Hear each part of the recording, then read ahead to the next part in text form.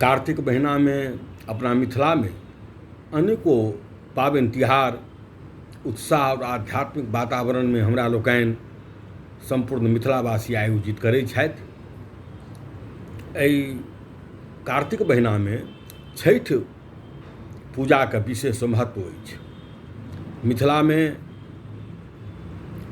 डूबैत सूर्य के एवं उगैत सूर्य के अर्घ्य देबाक विधान परंपरा और अदोसों लोक बड़ा उल्लासपूर्वक मनबैत आबि रहल छथि। सूर्यदेव अपन रश्मि किरण द्वारा चराचर जगत के प्रकाशित करैत छथि और सूर्योपासना में प्रकृति के पूजा के विशेष विधान के रूप में सेहो हमरा लोकनि छठि पूजा के मनबै छी। ई पूजा वस्तुतः प्रकृति के पूजा के रूप में हमरा लोकनि उल्लासपूर्वक मनाबै छी।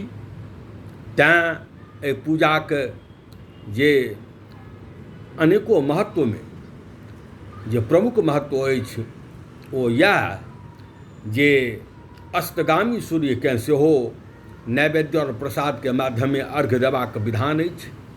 तहिना उगैत सूर्य के सेहो जे व्रती छथि या एहि छठि पूजा के माध्यम सँ अर्घ्य देबाक विधान प्रचलित अछि।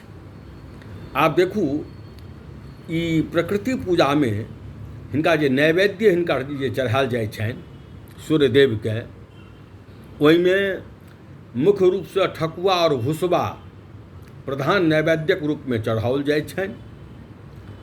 संगहि प्रकृतिक पूजा के रूप में सेहो मनेबाक परंपरा प्रचलित अछि। चूँकि प्रकृति पूजा थिकैक तेँ प्रकृतिक कोखि सँ उत्पन्न विशिष्ट सामग्री सेहो प्रसाद के रूप में प्रयुक्त कयल जाइत अछि। उदाहरण में कुसियार लिअ, पत्ता लागल हरैद, मुरइ, अदरक, केराक घौर, सुथनी, नारियल, नेबो, सिंघार, आरतक पात, सजमनि भाटा आदि सामग्रिक संग आराधना उपासना के विधान अछि।